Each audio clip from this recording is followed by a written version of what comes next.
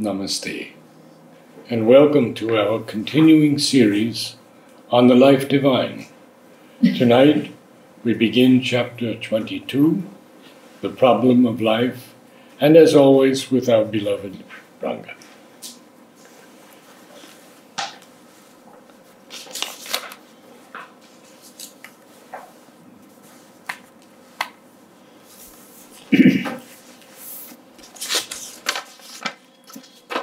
Problem of life. This it is that is called the universal life. Taittiriya Upanishad. The Lord is seated in the heart of all beings, turning all beings mounted upon a machine by his Maya. From the Gita. He who knows the truth, the knowledge, the infinity that is Brahman, shall enjoy with the all-wise Brahman all objects of desire. Taittiriya Upanishad.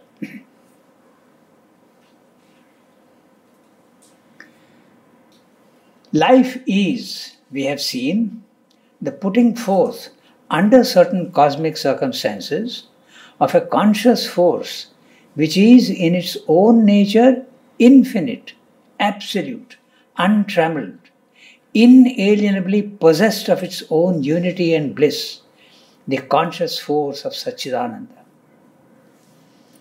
The central circumstance of this cosmic process, insofar as it differs in its appearances from the purity of the infinite existence and the self-possession of the undivided energy, is the dividing faculty of the mind, obscured by ignorance.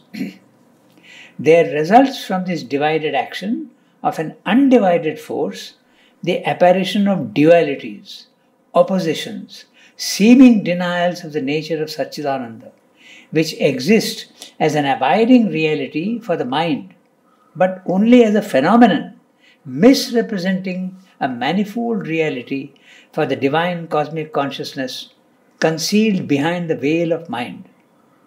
Hence, the world takes on the appearance of a clash of opposing truths, each seeking to fulfill itself, each having the right to fulfillment, and therefore of a mass of problems and mysteries which have to be solved, because behind all this confusion there is the hidden truth and unity, pressing for the solution, and by the solution for its own unveiled manifestation in the world. We go sentence by sentence, okay? So as usual, a small summary he is doing. The first paragraph always is some sort of a summary. Sometimes he adds a little more information. Life is, we have seen, the putting forth under certain cosmic circumstances of a conscious force which is in its own nature infinite, absolute, untrammeled, inalienably possessed of its own unity and bliss, the conscious force of Satchidananda. So, he is establishing the connection between the Satchidananda and the physical world. And that connection is very important for him. He goes on repeating this everywhere. That allows a divine consciousness in the physical world and a transformation of matter. If the connection is not there, a divine life on earth is not possible. So, now he is saying life as we see here is only an expression of the conscious force of Satchidananda. Sat, Chit, Shakti, Ananda. Chit, Shakti, when it descends under cosmic circumstances, we'll see what those cosmic circumstances are, it becomes life here. So, although the conscious force in Satchidananda is infinite, absolute, untrammeled, inalienably possessed of its own unity and bliss. Shivam is very fond of the word possessed. In other words, it is master of what it contains. When you possess something, it's absolutely under your control. You are master of it. So, this conscious force is possessed of its own unity and bliss. It's not something coming from outside, it's his own completely. But this conscious force which is absolute, untrammeled, inalienably possessed of it, becomes here life which seems to be absolutely the opposite of what it is there. And those are the cosmic circumstances. The necessity of division and the necessity of diminution. These are the cosmic circumstances. So when that is coming down, it has to give form to itself. It is without form, it has to give form, therefore it gets limited, and when it gets limited, all the consequences of limitation, imperfection, and also apparently imperfection. That's what I will tell you. Behind that, essentially, the cosmic force is there behind, the conscious force is there behind everything in life. Okay, so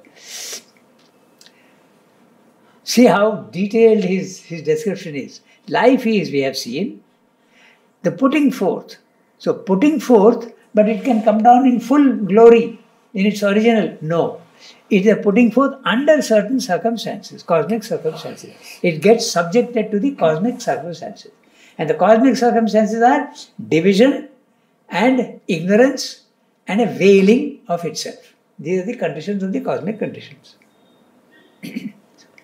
Okay, so that which is absolute, untrammeled, without any obstruction, without, totally free, inalienably possessed of its own unity and bliss. Conscious force is in possession of bliss.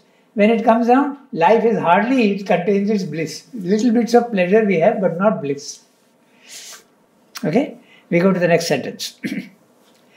The central circumstance of this cosmic process, insofar as it differs in its appearances from the purity of the infinite existence and the self-possession of the undivided energy, is a dividing faculty of the mind obscured by ignorance. So he is telling you what the cosmic circumstances are. It is the central circumstance.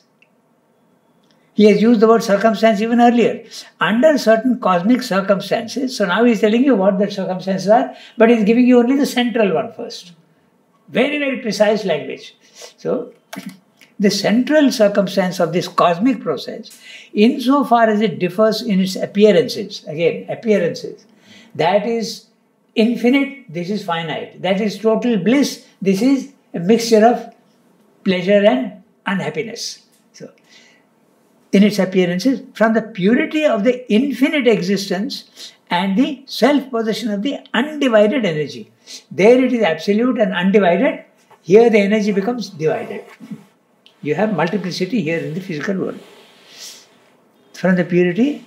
And what is causing that? The action of mind. That's what he's saying. The appearance from the purity of the infinite and the self-possession of the undivided energy is a dividing faculty of the mind obscured by ignorance. So it is mind, as we have seen. In the supermind, total unity, total bliss, total, everything total. When it comes down, the overmind, the division starts. It is mind that makes a division. So, and that division is causing the ignorance. It is getting obscured by ignorance. You can see it in another way also. If total light on top, as it keeps coming down, it becomes darker and more limited. Think of the ocean. If you think of the ocean, that's a very good image. At the highest level, even if you go 1 meter down or 2 meters down and look up, you will see light.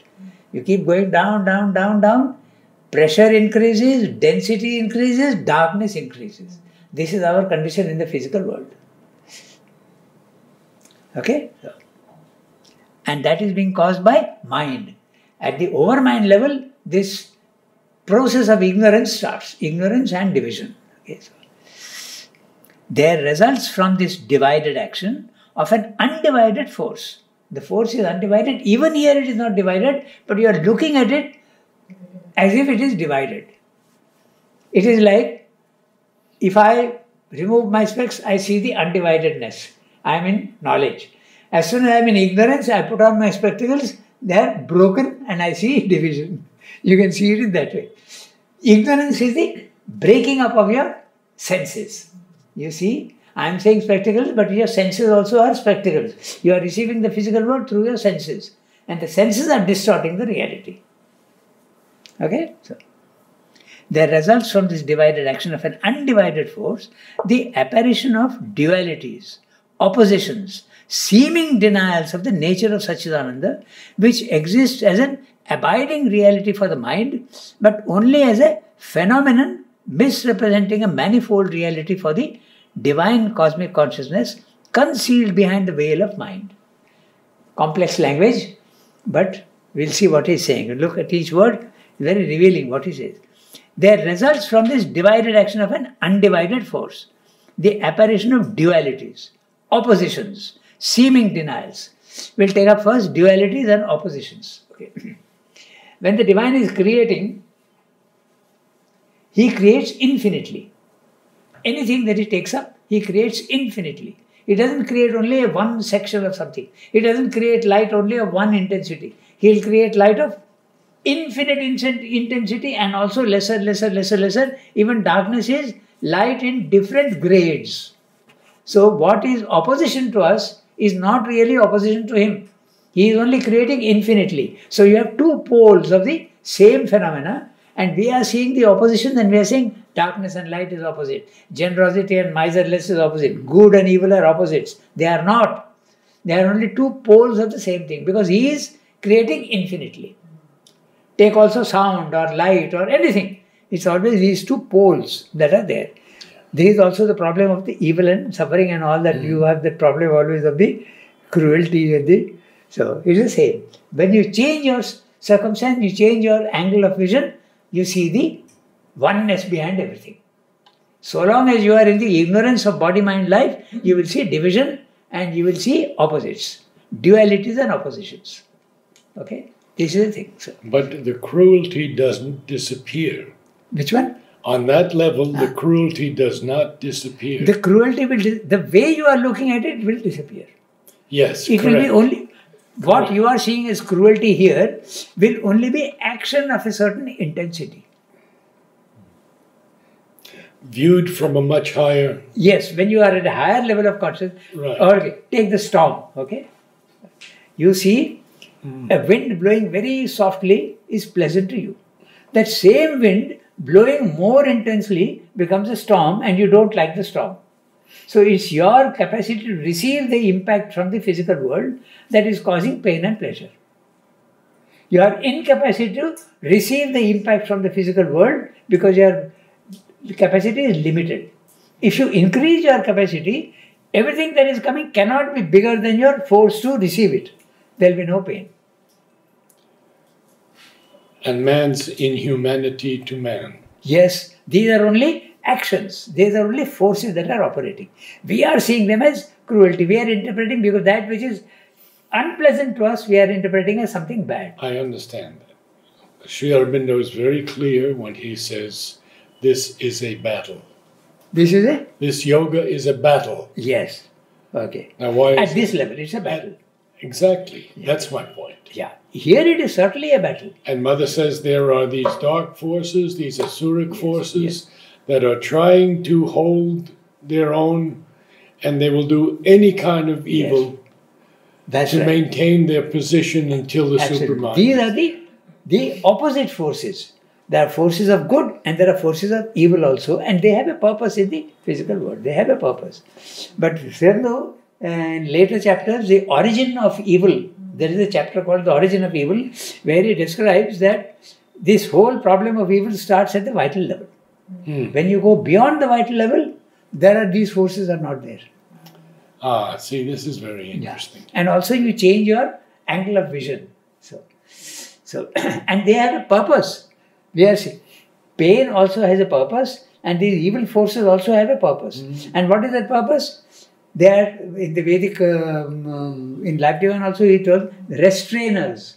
They restrain you from going beyond a certain, because you are imperfect. They point out your defects. They point out very unpleasantly, but they are pointing out your defects.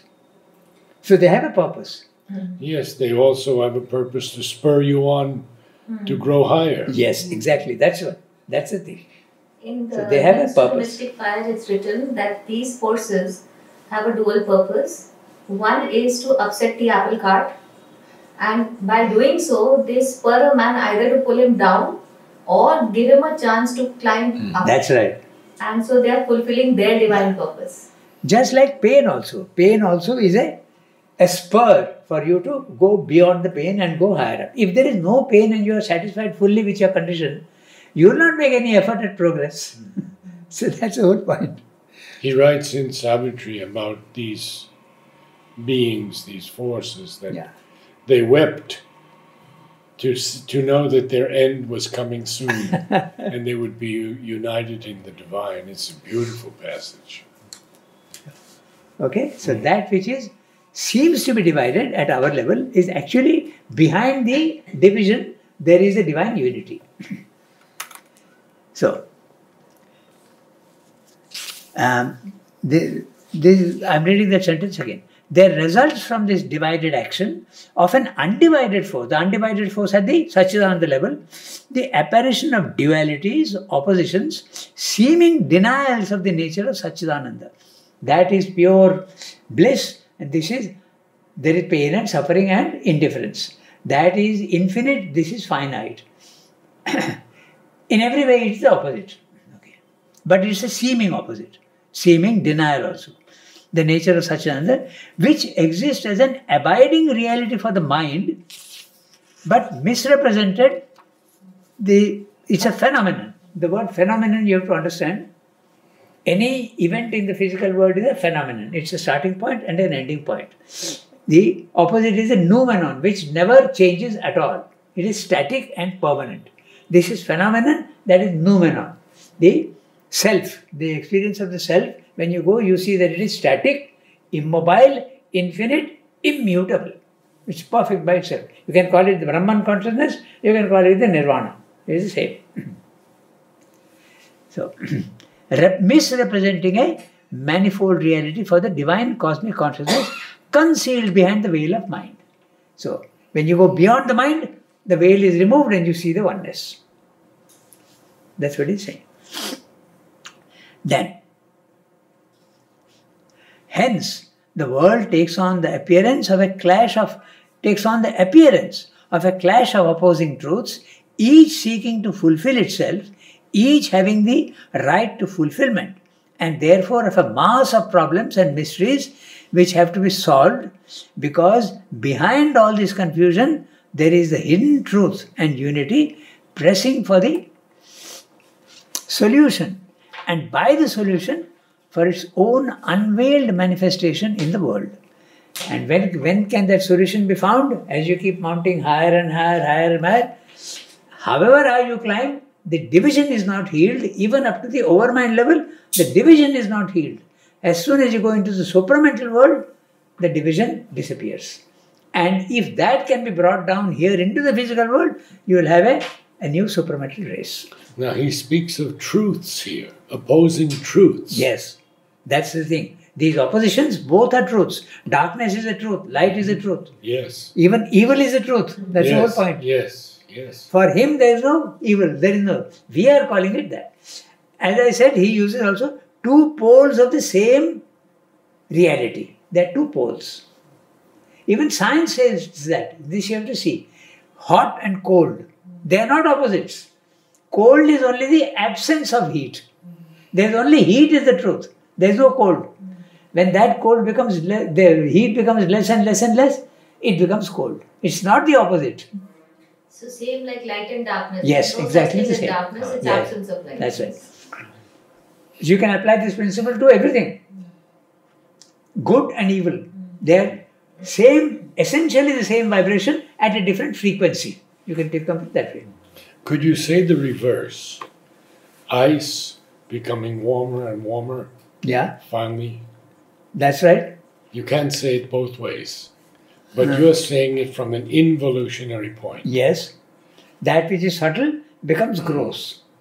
Got it. And that which is gross here has to become subtle through yoga. Exactly. That's right.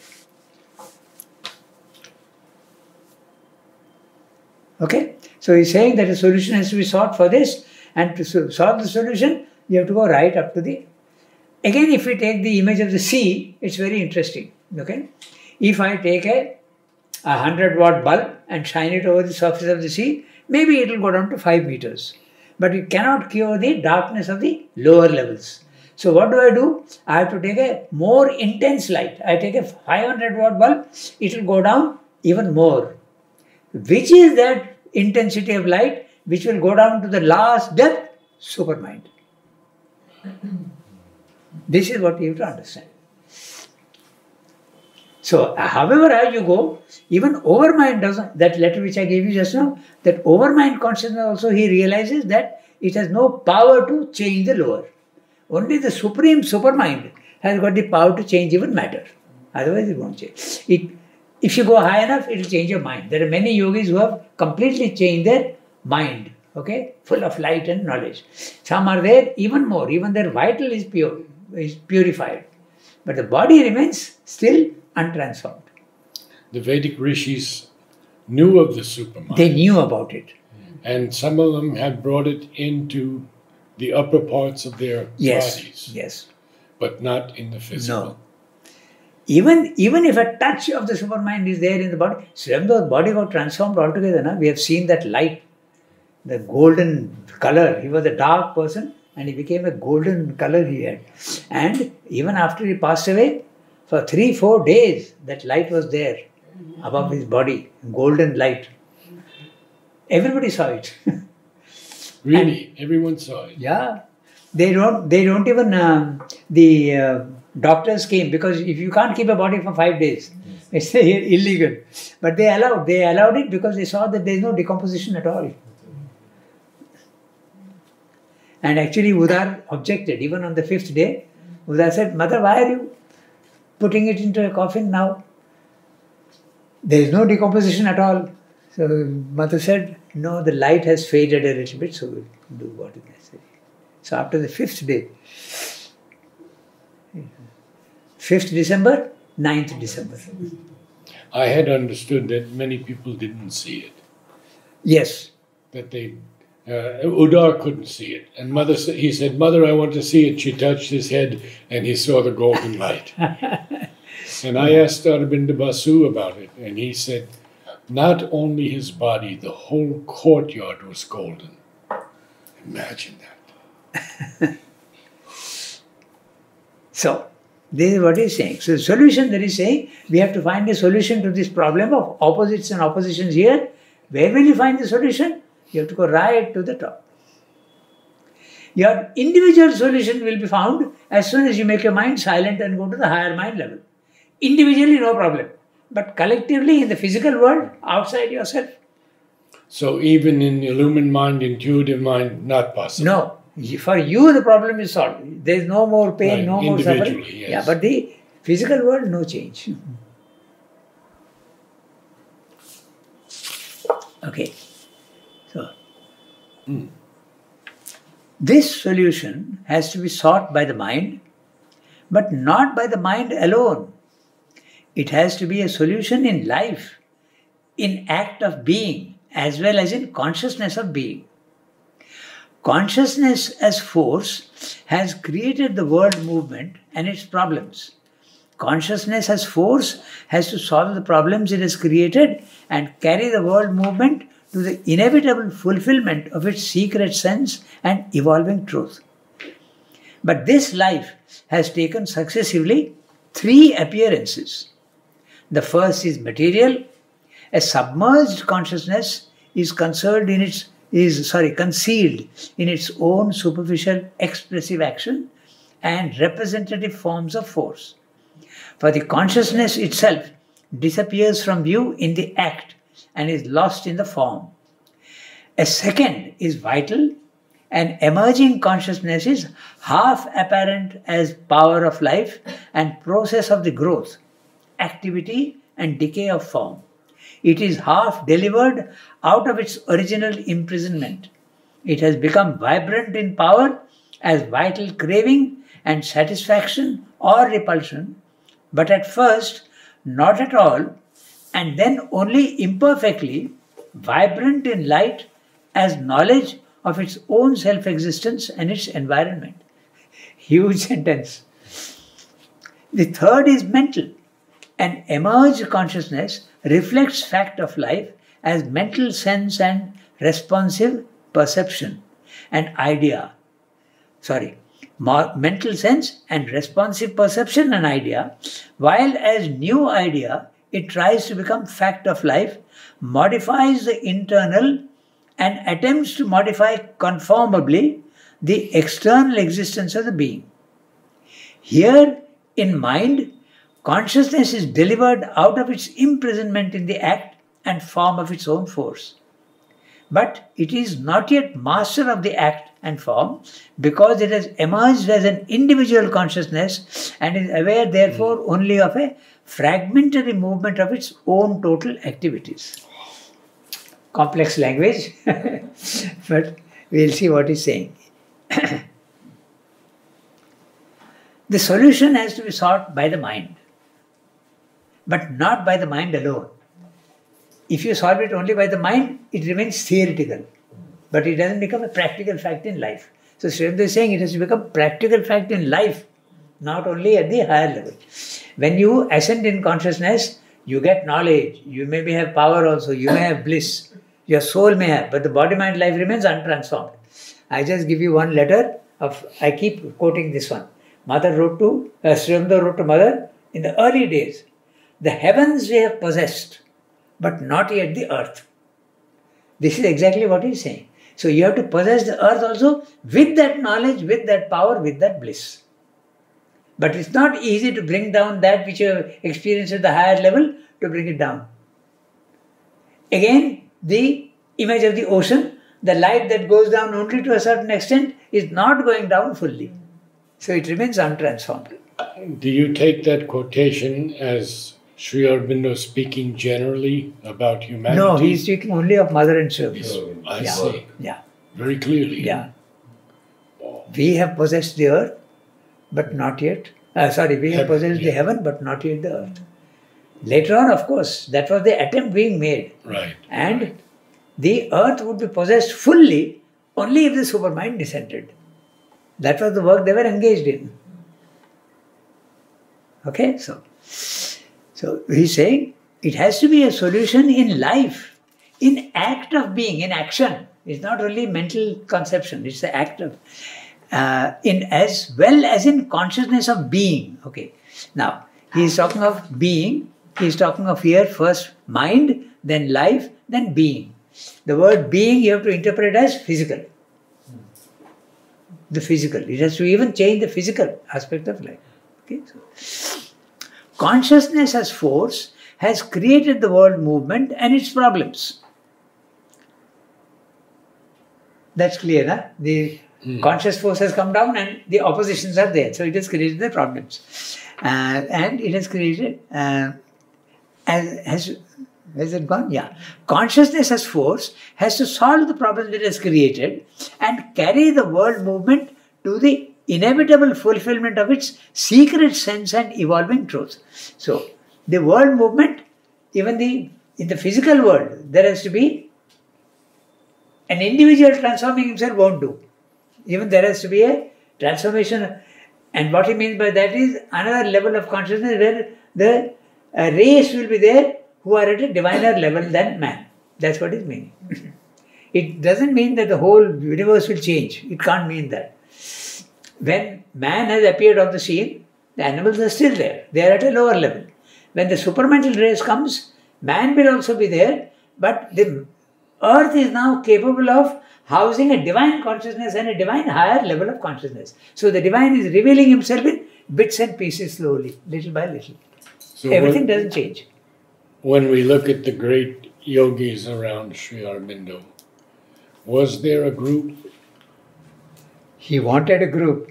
That's what he says, that if the people.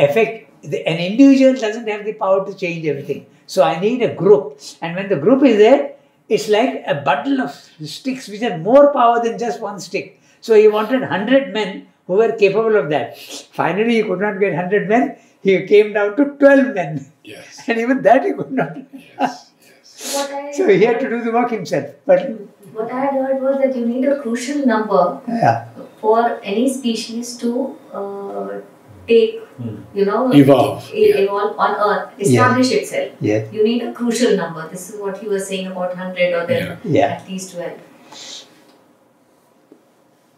In fact, Niruddha asks him, he says, does your work of bringing down the supermind depend upon us?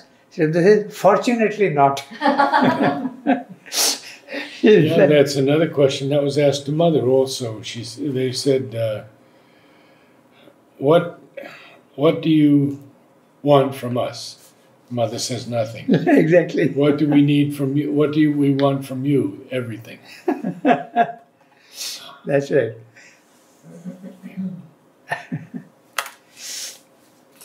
Okay, so consciousness has come down and created the problems. It has to itself solve the problems. So, but this life has taken successively 3 appearances. And to put it in very short, first it has created matter, then it has created life, and then it has created mind. So he is describing that. Okay, so the first is material, and he is describing what that material is.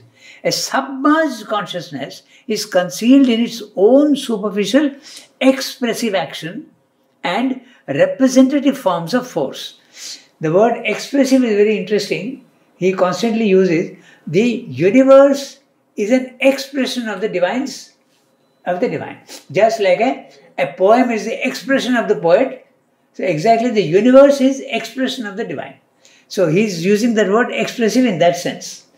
Okay, so he's saying submerged consciousness, submerged because it has gone down into the deep into the ocean and enveloped itself in darkness. So the first is material. Submerged consciousness is concealed in its own superficial expressive action and representative forms of force. That which is pure force is represented here by forms. That is unlimited, this has become limited forms. Behind the forms, there is the unlimited consciousness force. You have to see that, and you can see that only when you rise in consciousness. You can see that the divine presence is there everywhere, even in limited things. That's what he's saying.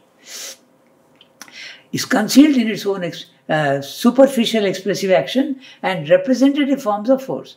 For the consciousness itself disappears from view in the act and is lost in the form. So, consciousness is coming down, it is creating forms, and it gets hidden in forms. It is there in the form, but it gets hidden and it gets submerged. So, in the act. Now, when he is talking of the act, again there is an interesting thing. Action is Prakriti, movement. But Purusha is, consciousness is Purusha. So, when Prakriti is let loose and it is creating the world, consciousness hides into it. At the lower level, Prakriti is dominant, action is dominant, consciousness is hiding in it. If you go down to the atomic level, there is constant movement. This is the movement of Prakriti. But hidden in the atom is the consciousness, but it is hiding.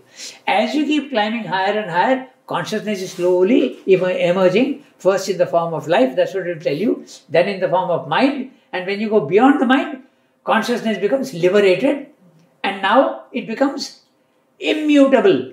So, force is held back. At the lower level, force is dominant, sitting on consciousness and not allowing it to express itself. In matter, there is no consciousness. As it keeps coming, life, mind, and finally you go above the mind, consciousness becomes full. No more immutability means force is not allowed to make any move. It is held back. They are opposite, they are inversely proportional to each other. At the lower level, consciousness, very, very low level. Force, infinite force. That's why you can extract nuclear energy out of matter. The force is there. But as you keep going up, you come to the self, the nirvana consciousness. Consciousness is full. Knowledge is there, but no action. You are in immutable consciousness.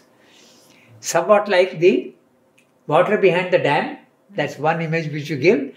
There is force, but it's not allowed to act. It's held back. It is held back.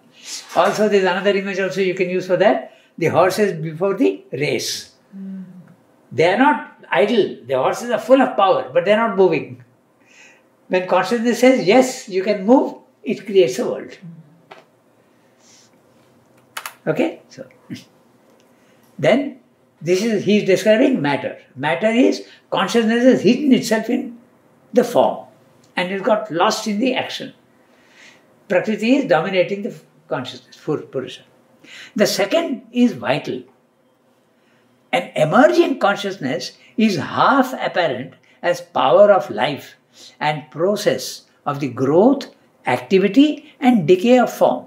He is describing life. All life, there is growth, there is activity, and finally decay of form, death.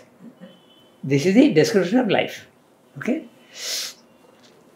It is half delivered out of its original imprisonment. The consciousness is imprisoned in matter, half delivered. Now it can move about, but it can't think still. It is half delivered.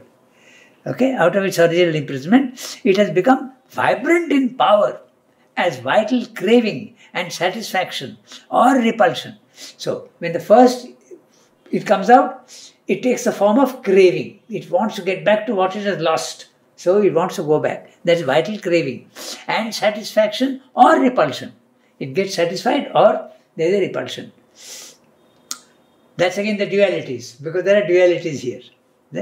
But at first, not at all, and then only imperfectly, vibrant in light as knowledge of its own self-existence in its environment. The third is mental. An emerged consciousness reflects facts of life as mental sense and responsive perception and idea, while as new idea it tries to become fact of life, modifies the internal and attempts to modify conformably the external existence of the being. The language is a little complex, but when you think of science, you know what he's saying.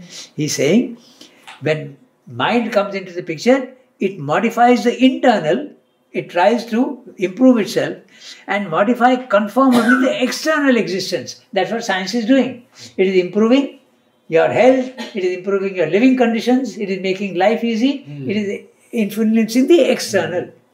He's talking about that. The language is very almost abstract, but you have to see what he's saying behind it. Okay, so the animal can't change the external circumstances, but mind is changing the external circumstances through science. Okay, so modifies the internal and attempts to modify conformably the external existence of being. Here in mind, consciousness is delivered out of its imprisonment in the act and form of its own force. That consciousness which is hiding in matter comes out partly in life, and when it comes to mind, it is now capable of releasing itself from its imprisonment. So, when you do yoga, your consciousness, your soul can come out of your body-mind life, feels that it is free. That is liberation. That is mukti. So, you are no more subject to your body-mind life. You are free of it. In fact, you may see it even outside yourself. That is liberation. Okay, so here in mind, consciousness is delivered out of its imprisonment in the act and form of its force. You understand the word act?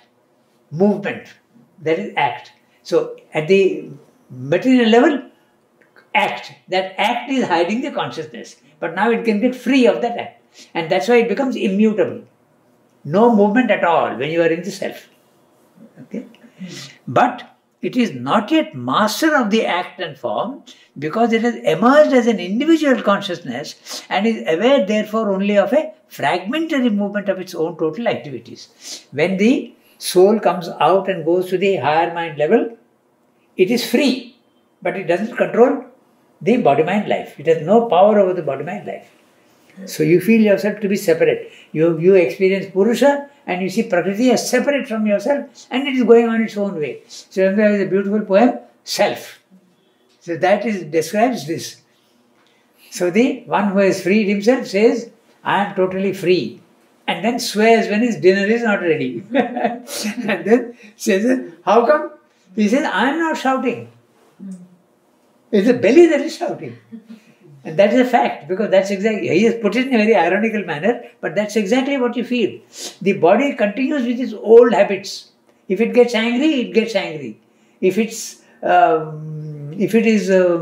has got all wrong movements also. But the soul will say, that's not me, that's the body. That's the experience that you have. Total separation of the two. So, when can you control the lower? As you keep going higher and higher, more and more control comes into the being. This is described in the Gita, that when you are the lower, you are only witness. You are witnessing your own imperfections, but you are not affected by them. You are just watching.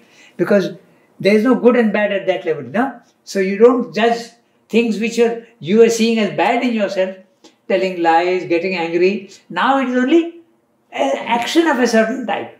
You are not interested in describing it as good or bad. Morality disappears. Even Nietzsche has written an article or a book maybe, Beyond Good and Evil. So when you go beyond out of your body-mind life, you are beyond good and evil.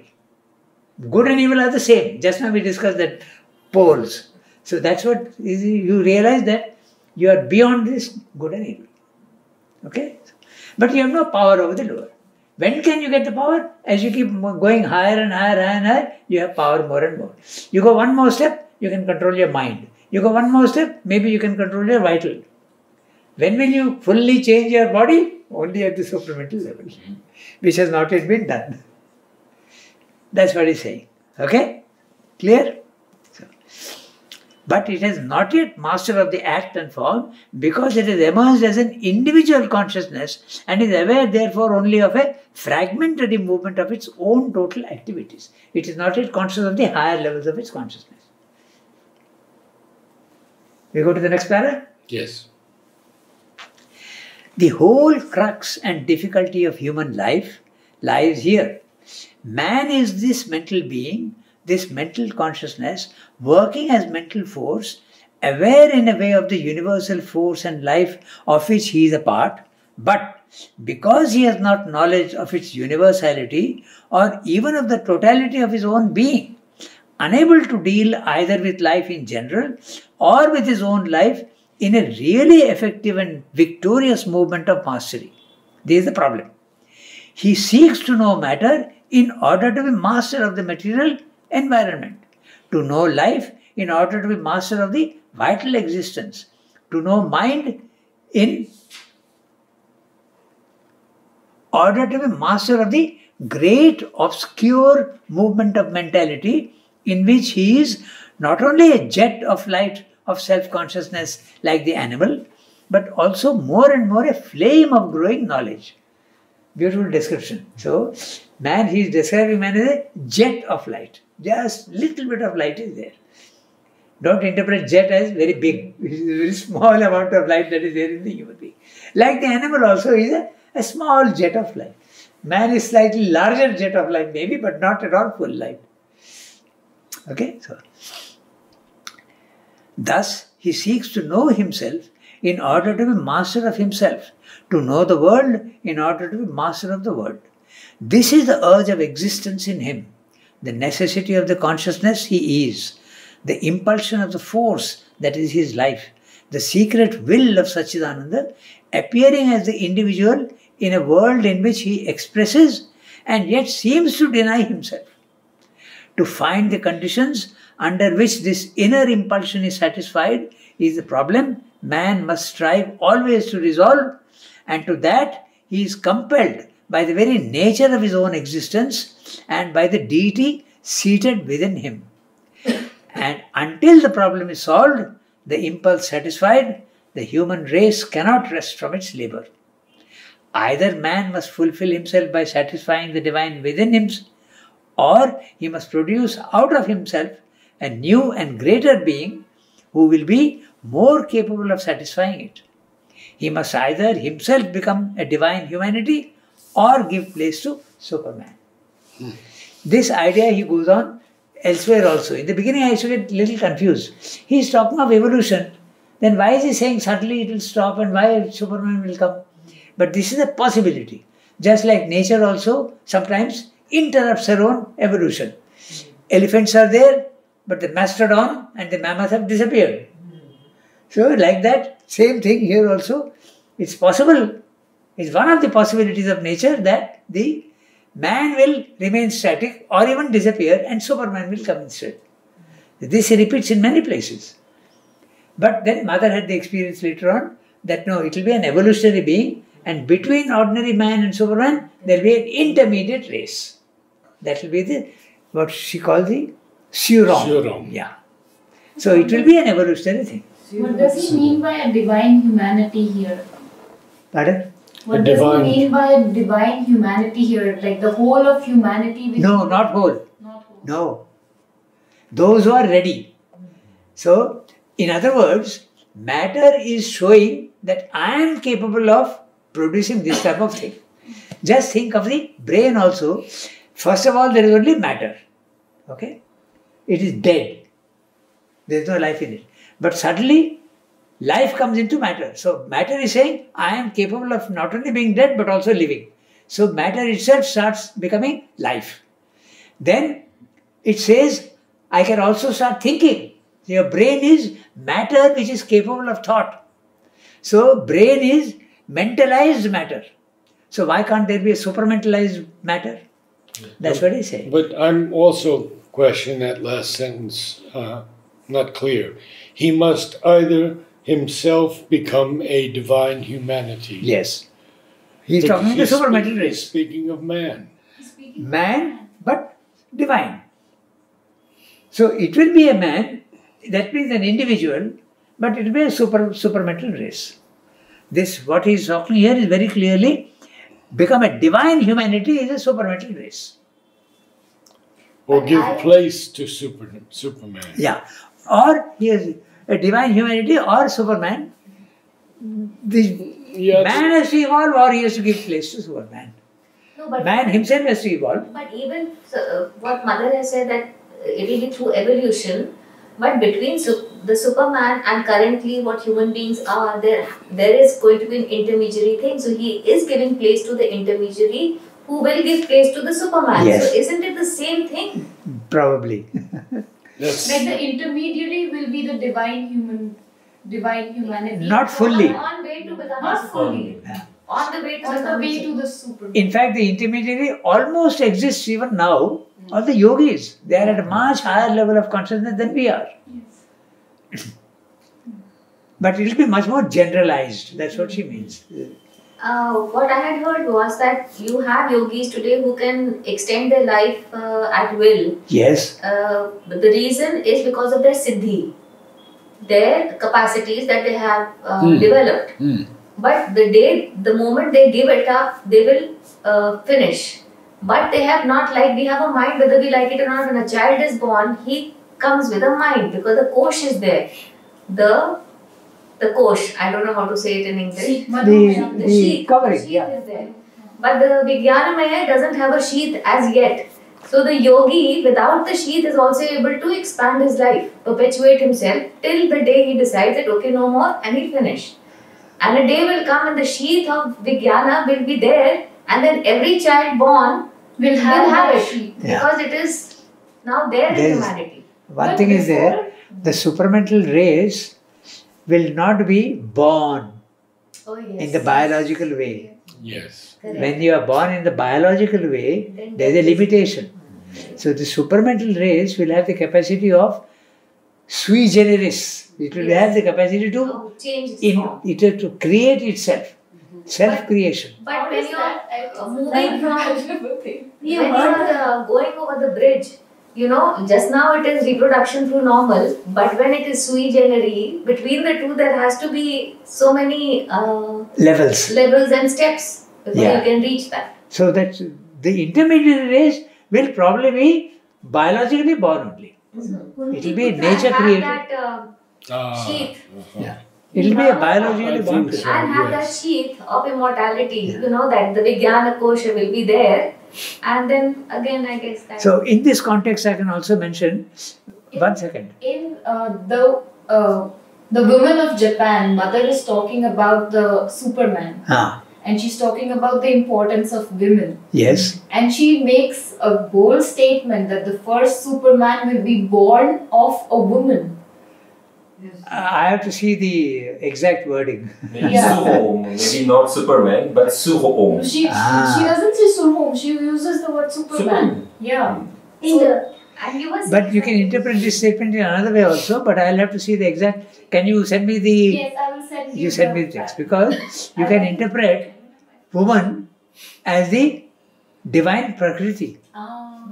Yes. Then it makes sense. The divine Shakti. But she's speaking to these women of Japan. I don't think so. So I'll have to see the exact wording. What is Well, it? anyway, if you were to look at it like this, that just now also it's women who are producing the people until you reach that Surom stage where they'll be multiplying themselves or changing their form, the regular way of reproduction will also change. Will also Serum change. is Right? not the supramental being. Serum is just... that Kunti Putra Karna, so how it is that Kunti has produced the Karna?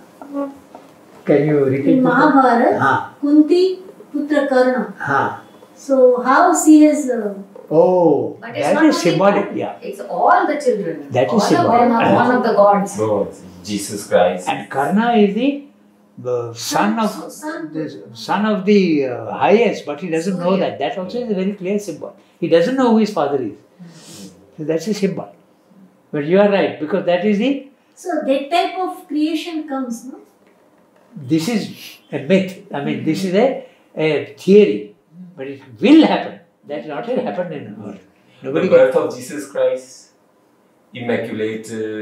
Immaculate conception, yeah. Jesus, yeah. that also is there. Yeah. But you know, Born of a woman. Srimdo in some place, he puts a question mark on that immaculate conception. Yeah. Okay, it has not yet happened in the world. No, yes. So, Yeah. in fact, there are some stories on the internet also. Just now I saw some people claiming that they have a child without the normal process. Yeah. So, but you can doubt that. Maybe it is possible. We don't know, but Imagination. it It's Imagination. artificial insemination. could be imagination. It could be anything. I don't know. Body. So let me just tell you one thing. When Srimdo passed away in 1950, mother asked him, because for her it was a huge event. And she asked him, when will you manifest again? And he said, I will manifest again in the first supramental body. Built in the supramental way. Yes. Built in the supramental way means not in the biological Yes, method. yes. Yes. No, but It will be the ultimate. idealist plus realist. Namaste.